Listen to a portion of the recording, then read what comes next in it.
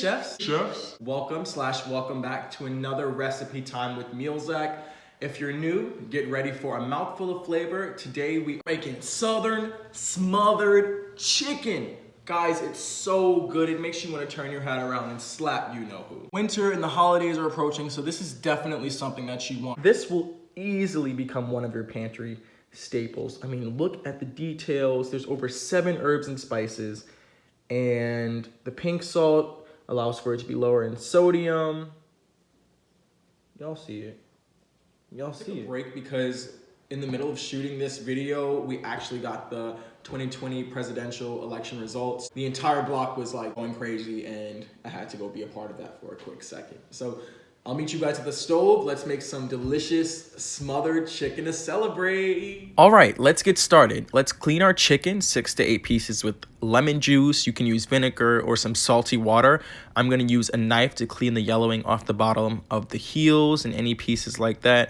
And you can use a scissors to trim any excess skin. This will just keep it very sterile, clean, but also very neat and presentational. So once that's done, just give it a final rinse with water and pat it dry. Now we're going to cut up the onions, the garlic, and let's go to the garden for a bell pepper. This is the last of our garden here in New York. It's November. Things are dying, so let's try to get everything we can. This would just add a nice little color and flavor to the gravy. Some people add, a bigger one or 2 bell peppers or carrots. It's really up to you, but this is what I use because I had it on hand. I did forget to mention that you want to cut up a few garlic cloves, about 3 or 4. So that's what I've done.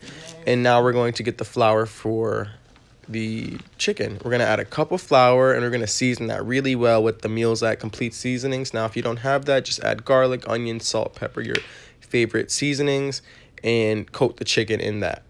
Now, once the chicken's been coated, we're going to heat up a skillet with some oil, and once that's hot, add our chicken and fry it for about 5 minutes per side until it's nice and brown.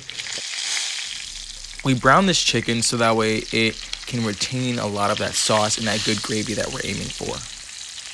So after you carefully place your chicken into your pot, let that sit and get nice and crispy just like that. You see that one in the middle? Just like that. It can even be a little bit darker. I mean, this is just what you want. So we're going to flip these over, let those other sides get nice and crispy. You just want to brown it. You're not cooking it all the way. So this is one of those times where you do not have to worry. All right, we just pulled the chicken out of school. So now we're removing all of that excess crumbs, any residual flour that was left in there that might have cooked. This will keep our gravy nice and smooth. So I didn't show this on camera, but I just added the onions, peppers, and garlic to that oil that we cooked the chicken in and just let it cook for about 5 minutes. And then I added a few tablespoons of that residual flour that we had earlier from our chicken. So this will help create a little roux and help thicken up that sauce when we add our liquids in there. Now for the fun part. Actually, all of this is fun. We're going to add 2 cups of chicken stock. You can use vegetable stock, water, and bouillon, anything you'd like. And then we're going to add a cup of whole milk. Make sure that you reserve some milk and chicken stock for later. You just might want to thin it out later on when it starts to thicken. So just be mindful. I'm actually going to add a few tablespoons of this almond cooking milk. This is not required. This is just something that I do because I love how this adds a nice touch of creaminess to that gravy, and it also shows that you can even make this vegan if you wanted.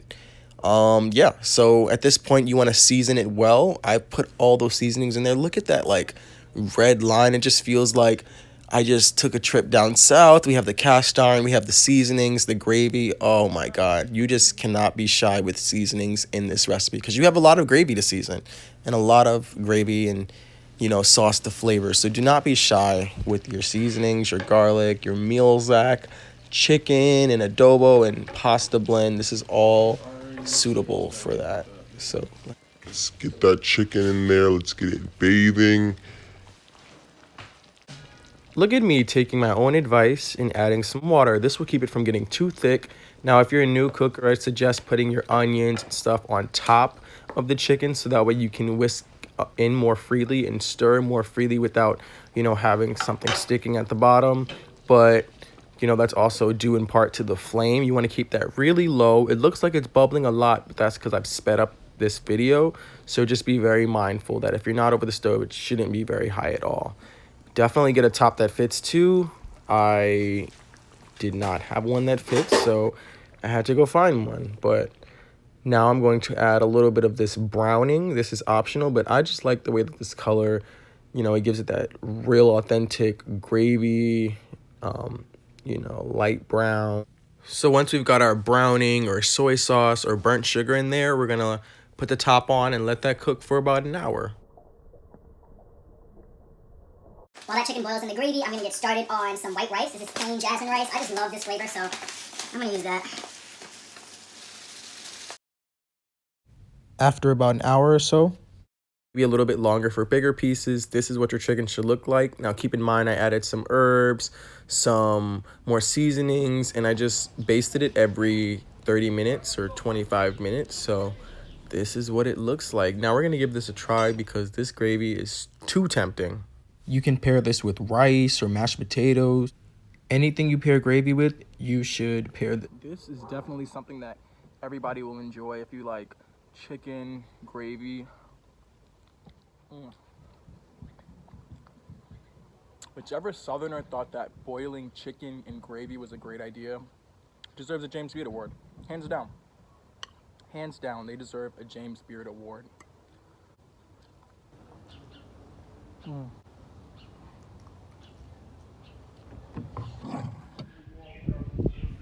With that being said, I'm going to wrap this up. If you make this recipe, let me know how it is in the comments below.